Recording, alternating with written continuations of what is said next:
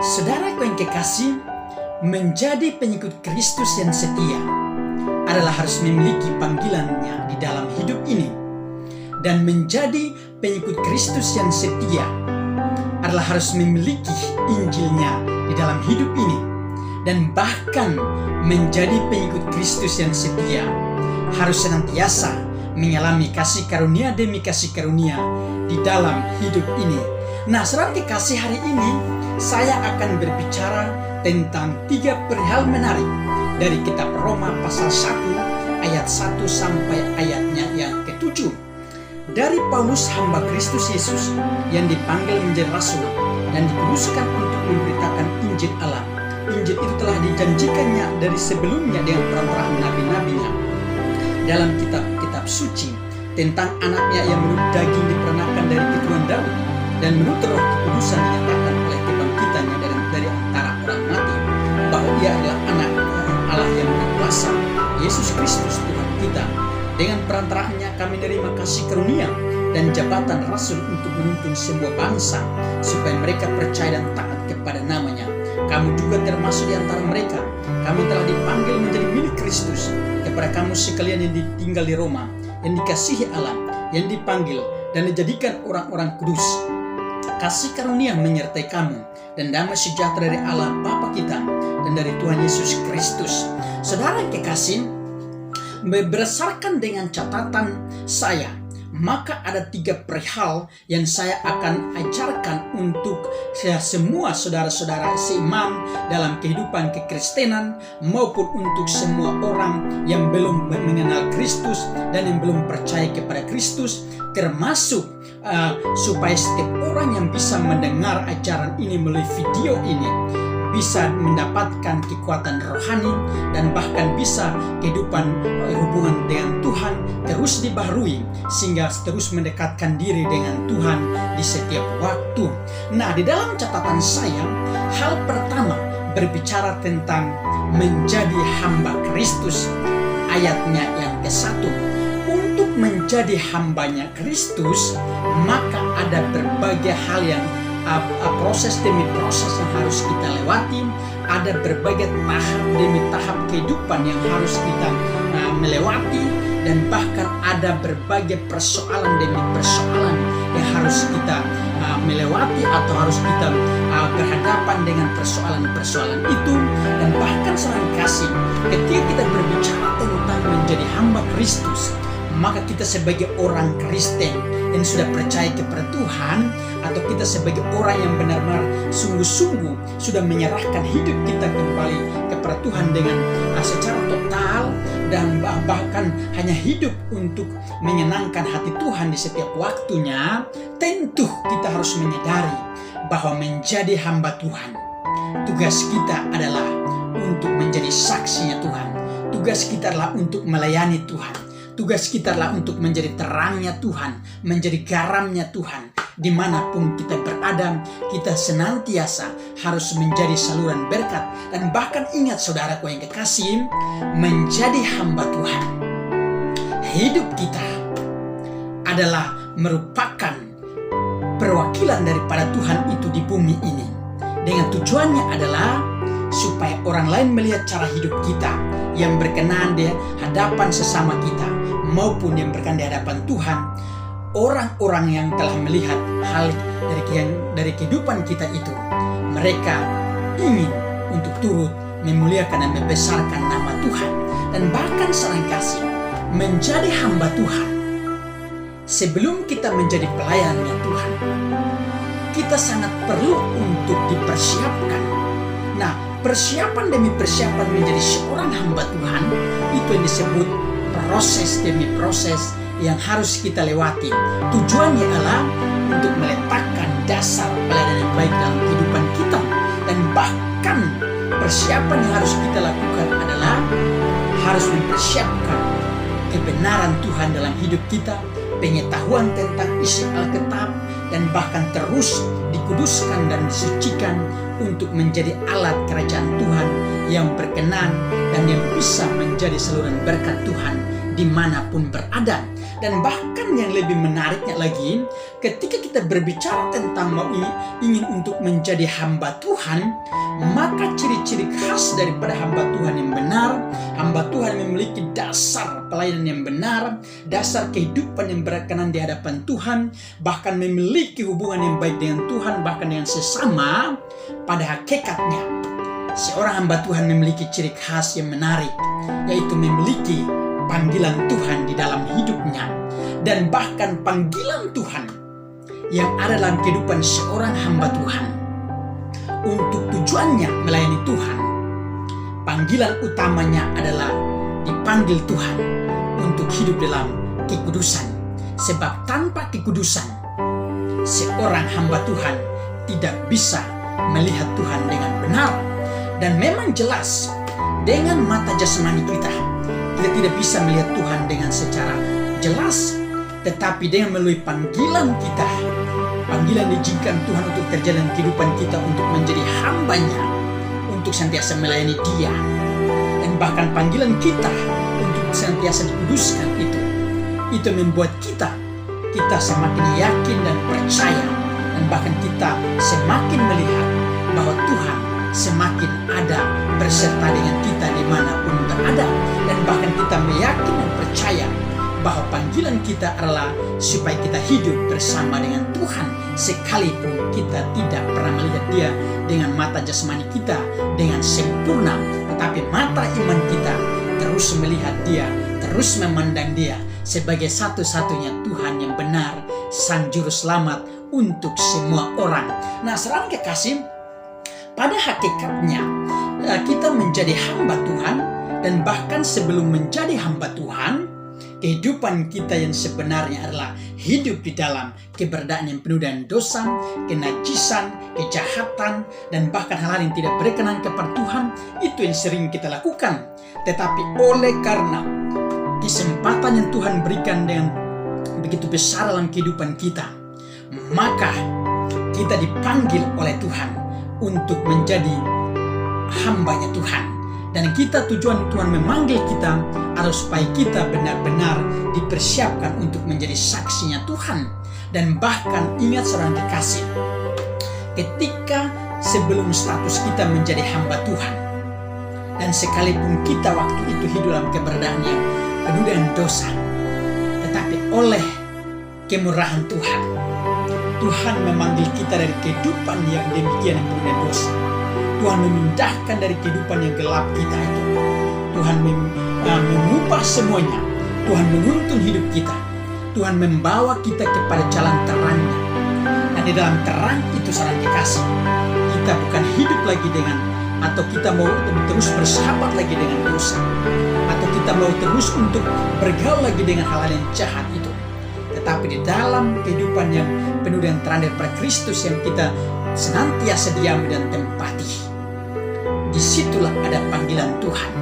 Dan tujuannya adalah supaya kita membenci kehidupan kita yang penuh dengan dosa di waktu masa lalu.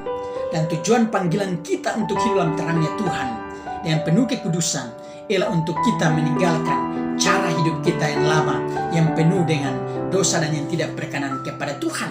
Nah, saudara dikasih, ketika kita berbicara juga tentang soal menjadi hamba Tuhan, maka secara umum semua orang yang telah percaya kepada Kristus, baik itu fungsinya sebagai jemaat, sebagai pendengar firman Tuhan, maupun fungsinya sebagai pendeta, gembala sidang, penginjil, rasul, nabi, dan lain sebagainya, pada umumnya semuanya adalah menjadi hamba Tuhan. Tetapi secara khusus, panggilan untuk menjadi hamba Tuhan dikhususkan kepada orang-orang yang benar-benar Tuhan pilih, dan Tuhan bentuk, dan Tuhan persiapkan dengan tujuan hidupnya hanya untuk melayani Tuhan. Panggilan khusus itu contohnya seperti para nabi-nabi, para rasul-rasul, para misionaris, para pendeta, para penginjil-penginjil, dan semua hamba Tuhan yang melayani Tuhan secara full time.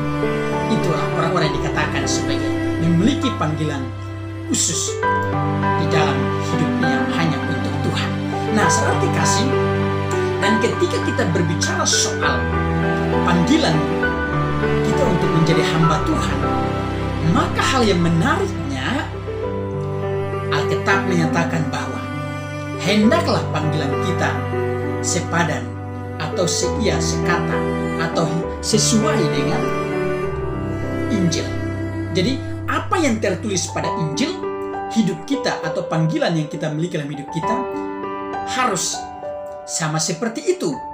Dan bahkan saudara kekasih, ketika kita berbicara soal panggilan, maka kehidupan kita sebagai orang yang percaya, ada berbagai panggilan yang Tuhan senantiasa sudah siapkan dalam kehidupan kita. Dan panggilan kita itu selalu berwarna berbeda-beda. Ada yang dipanggil untuk menjadi pengajar, ada yang dipanggil untuk menjadi pendeta, ada yang dipanggil untuk menjadi rasul, nabi, dan lain sebagainya. Termasuk para pemberita-pemberita Injil, bahkan termasuk menjadi misionaris, termasuk menjadi orang-orang yang disebut tua-tua rohani, penatua, diaken, dan lain sebagainya. Panggilan kita yang bisa kita tahu dan yang orang yang bisa mengetahui panggilan hidupnya adalah orang yang benar-benar belajar untuk mengenal panggilan Tuhan di dalam hidupnya. Jika Tuhan memanggil kita untuk menjadi seorang pengusaha, maka kita berdoa senantiasa kepada Tuhan. Kita terus berkomunikasi, kita terus berkata kepada Tuhan, Tuhan, tuntun saya supaya saya bisa berhasil menjadi seorang pengusaha. Begitu pula jika kita ingin menjadi seorang dosen dan kita merasa panggilan kita di situ, maka kita terus berdoa minta kekuatan Tuhan supaya Tuhan nyatakan, supaya kita bisa berhasil menjadi seorang dosen. Dan bahkan untuk menjadi apa saja selama kita mendiami dunia ini, selama panggilan Tuhan masih ada dalam hidup kita, berdoa dan terus kembangkan, maka kita akan menemukan apa sebenarnya panggilan Tuhan di dalam hidup kita. Dan saudara kekasih, ketika kita berbicara soal hal panggilan Tuhan, maka hal kekudusan harus senantiasa menyertai setiap panggilan kita.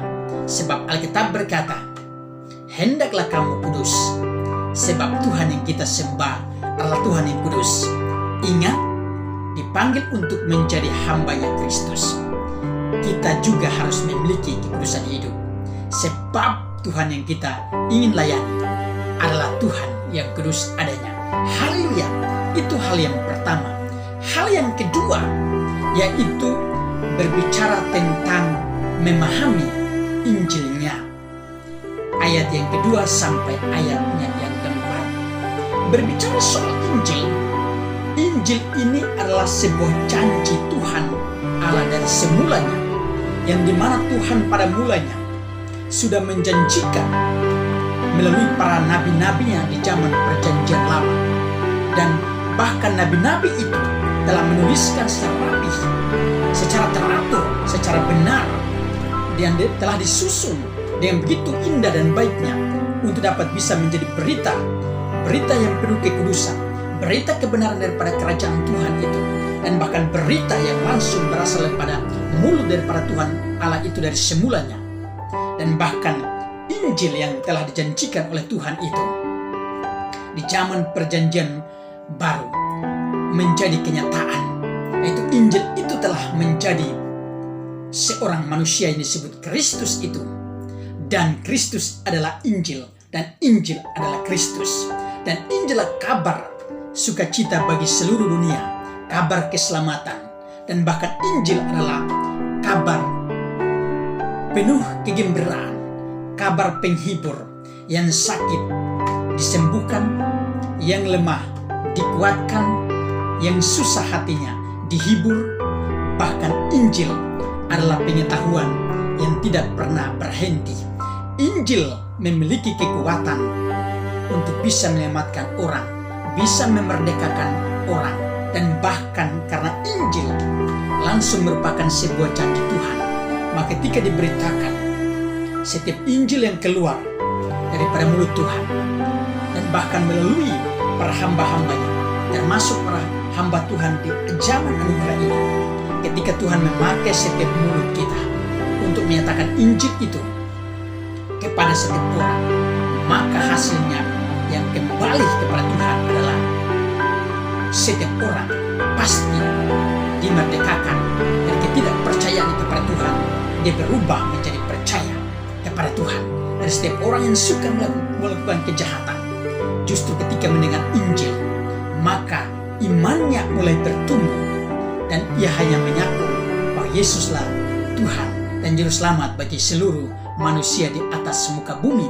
Saudara yang kekasih, berbicara tentang Injil, maka dalam Yohanes pasal yang ke-1, di sana dikatakan bahwa pada mulanya adalah firman, dan firman itu adalah Allah, dan firman adalah Allah itu sendiri, dan firman itulah termasuk daripada Injil itu.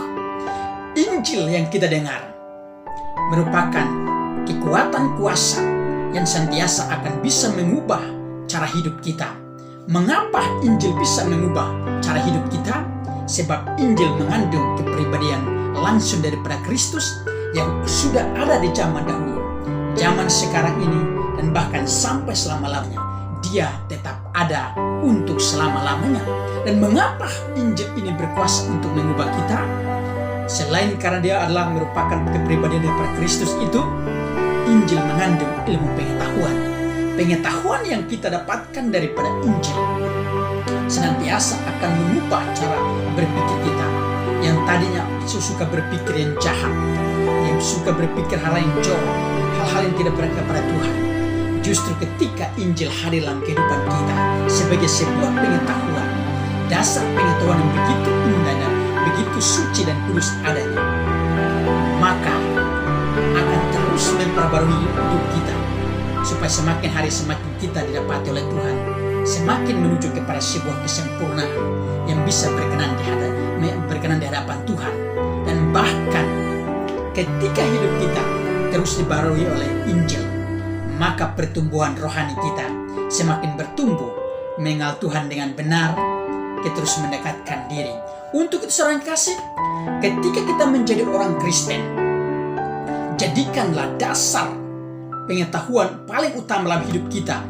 Sebelum kita ingin untuk menuntut, untuk mendapatkan ilmu-ilmu pengetahuan yang lain, jadikanlah Injil Allah menjadi pengetahuan yang utama dalam hidup ini. Sebab Alkitab berkata bahwa didiklah orang muda sesuai dengan jalan yang patut bagi dia, maka sampai pada masa tuanya dia tetap seperti itu seorang kasih. Nah, untuk mendidik orang dengan kebenaran Tuhan, maka dasarnya adalah dasar berdasarkan Alkitab atau Injil yang sudah tertulis pada Alkitab ini. Nah, saudara kekasih, berbicara soal Injil, maka pada hakikatnya Injil adalah berita sukacita yang sangat terpopuler di seluruh dunia, dan tidak ada satu orang pun yang bisa menuliskan sebuah buku yang sepopuler daripada Injil ini. Kenapa Injil ini sangat terpopuler? Dan bahkan kenapa kita mempelajari Injil, kita tidak pernah bosan-bosan, sebab Injil adalah janji Tuhan, dan Injil adalah langsung berasal dari kepribadian Tuhan itu sendiri. Dan bahkan Alkitab menyatakan setiap orang yang percaya kepada Tuhan hidup oleh karena setiap firman atau Injil yang langsung keluar daripada mulut Allah. Dan ketika kita mengandalkan firman Tuhan dalam hidup kita, atau Injil itu senantiasa dalam hidup kita, maka apa yang kita perbuat, kita menyatakan dengan kekuatan kebenaran Injil, maka akan berhasil. Ketika kita mengalami persoalan pencobaan, maka ingatlah kekuatan Injil yang langsung daripada Tuhan itu sebagai penopang dalam hidup kita. Injil seorang kekasih merupakan pengetahuan yang sangat penting untuk kita memiliki, sebab kita menjadi seorang hamba Tuhan, kita sangat membutuhkan ilmu pengetahuan daripada Injil. Kita sangat membutuhkan Injil sebagai dasar untuk kita beritakan kepada orang lain, memberitakan isi kebenaran daripada Tuhan melalui Injil. Nah, saudara kekasih, jadi menjadi seorang pelayan Tuhan, kita sangat butuh sebuah pendidikan, yaitu pendidikan teologia, dan kita bisa mendapatkannya di kampus maupun kita bisa belajar teologi daripada Alkitab ini sendiri, sebab teologi berbicara tentang Tuhan. Jadi ketika kita berbicara tentang Injil, maka Injil itu sebagai dasar pegangan hidup kita untuk bisa menopang setiap pelayanan kita. Sebab kalau kita tidak memiliki ilmu pengetahuan tentang Injil, maka untuk apa kita pergi dengan tujuan untuk melayani Tuhan? Dan ketika kita sampai ke tempat tujuan pelayanan, apa yang harus kita sampaikan?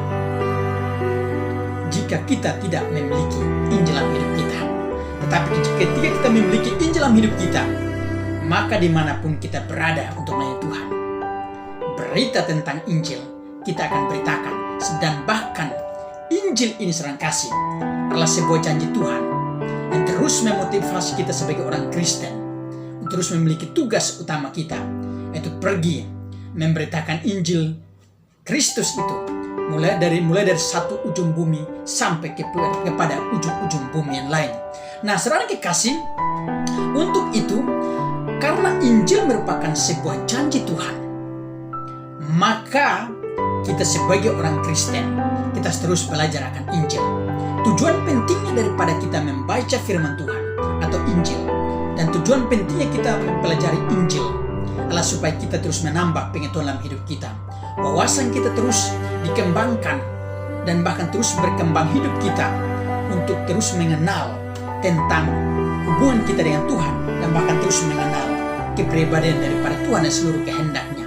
Sekalipun kita tidak akan pernah sempurna untuk mengenal kehendak Tuhan dengan sempurna, tetapi oleh anugerah Tuhan senantiasa kita akan terus belajar untuk mengenal Dia, sekalipun belum sampai kepada sebuah kesempurnaan. Saudara yang kekasih, tujuan daripada kita mempelajari Injil juga adalah untuk terus membersihkan hidup kita dari yang kotor, dari hal yang tidak berkenan kepada Tuhan, dari seluruh kejahatan kita, supaya kita kedapatan bersih di hadapan Tuhan, benar berkenan di hadapan Tuhan, dan dianggap oleh Tuhan layak. Dan bahkan tujuan pentingnya lagi dari tujuan kita mempelajari Injil dan memahami Injil adalah untuk pergi menjalankan tugas kita sebagai orang yang telah dipanggil oleh Tuhan, yaitu untuk pergi memberitakan Injil itu. Haleluya! Itu hal yang kedua. Hal yang ketiga, seorang kekasih, adalah menerima kasih karunia. Ayatnya yang kelima, menjadi orang Kristen yang setia dan hendak mau terus taat kepada Tuhan. Kasih karunia Tuhan kita harus terus alami. Sebab tanpa kita mengalami kasih karunia, maka yang terjadi adalah kita tidak akan sanggup untuk menjalani kehidupan yang sesuai dengan kehendak Tuhan. Bahkan juga kita akan tidak mampu menjalani hidup ini. Sebab kasih karunia yang benar hanya datang daripada Tuhan. Segala kebenaran dan kasih karunia datang hanya daripada Kristus. Dan Kristus yang memiliki kasih karunia itu senantiasa meneguhkan panggilan kita, meneguhkan status kita sebagai hamba Tuhan, terus menguduskan kita. Dan bahkan menariknya lagi, saudara yang kasih karunia yang paling terbesar yang Tuhan telah berikan kepada kehidupan kita adalah pengorbanannya di atas kayu salib demi menebus dosa-dosa kita dan menggantikan seluruh dosa kita dengan sebuah kesucian hidup, kekudusan hidup, dan bahkan menggantikan seluruh kehidupan dosa kita dengan sebuah keselamatan yang besar daripada Tuhan itu sendiri. Nah, saudara kekasih, ketika kita berbicara tentang kasih karunia, maka ada dua kata yang kita dapatin. Ada kata kasih, ada kata karunia. Berbicara soal kasih, maka kasih itu ciri khasnya adalah harus untuk hal-hal yang baik. Kasih itu harus memberi bukti. Dan kasih itu harus benar-benar memiliki sebuah pengorbanan. Dan contoh sebuah pengorbanan daripada kasih itu adalah langsung daripada Kristus.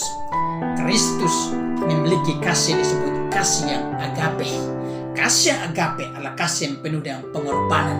Dan atas pengorbanan Tuhan itu dalam kehidupan kita, sebagai orang yang sebenarnya tidak layak, tetapi karena Tuhan ingin menyelamatkan kita, maka di atas kayu salib Ia menyatakan semua telah selesai.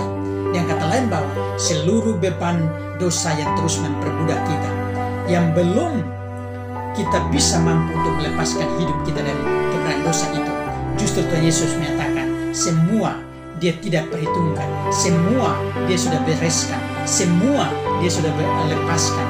Bahkan seluruh kehidupan kita Dia sudah memerdekakan supaya tidak hidup lagi di bawah kekuasaan dosa, melainkan supaya hidup kita di bawah kekuasaan Dia, di dalam perlindungan Dia, di dalam pertolongan Dia, dan bahkan di dalam seluruh pengetahuan daripada Dia. Di mana kita berada, di situ Dia sertai kita. Nah, inilah kasih karunia Tuhan, saudara. Kasih karunia Tuhan berbicara soal hadirat Tuhan yang senantiasa bersama dengan kita. Nah, kasih daripada Tuhan itu sendiri mengandung kasih Tuhan itu sabar, kasih Tuhan itu penyayang, kasih Tuhan itu baik. Dan karena kebaikan Tuhan, kita ada sebagaimana ada sampai hari ini. Dan karena kebaikan Tuhan dan karena kasih Tuhan yang begitu besar bagi dunia ini, yang lemah dikuatkan, yang sakit disembuhkan, yang tuli bisa mendengar, yang bodoh diberikan hikmat supaya menjadi orang yang pintar, arif, dan cerdas, dan bahkan yang lumpuh bisa berjalan, dan yang bisu bisa berkata-kata, dan yang tuli bisa mendengar, yang buta bisa melihat, dan bahkan orang yang tidak dianggap oleh dunia, justru Tuhan oleh kasihnya Tuhan itu Ia memilih untuk menjadi saluran berkat Tuhan dimanapun dia berada. Nah, saudara kekasih, hidup yang kita miliki sekarang adalah sebuah anugerah atau kasih karunia daripada Tuhan. Untuk itu saudara kasih, ketika kita berbicara tentang karunia, maka dalam ajaran kekristenan ada begitu banyak karunia demi karunia disebutkan oleh Alkitab.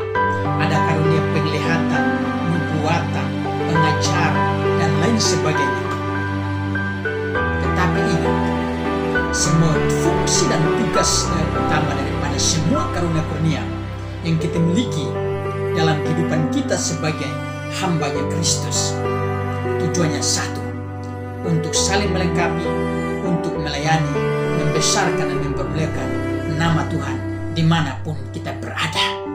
Kasih karunia Tuhan yang kita alami di setiap kehidupan kita, selain Tuhan menyertai kita, Tuhan juga selalu memberkati kehidupan kita di segala tempat dan di segala bidang di mana kita sedang berada, dan di mana sedang kita tekuni setiap bidang yang kita ingin capai.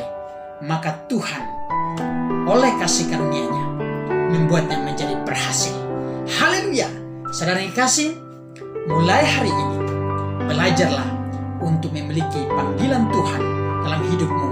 Belajarlah untuk memahami kebenaran Injilnya Tuhan, dan alamilah kasih karunia demi kasih karunia di dalam kehidupan ini sampai kepada hari Maranatha, di mana Tuhan akan datang kembali untuk menjemput kita, membawa kita kepada kehidupan yang selamanya, itu surga yang kekal. Haleluya. Amin.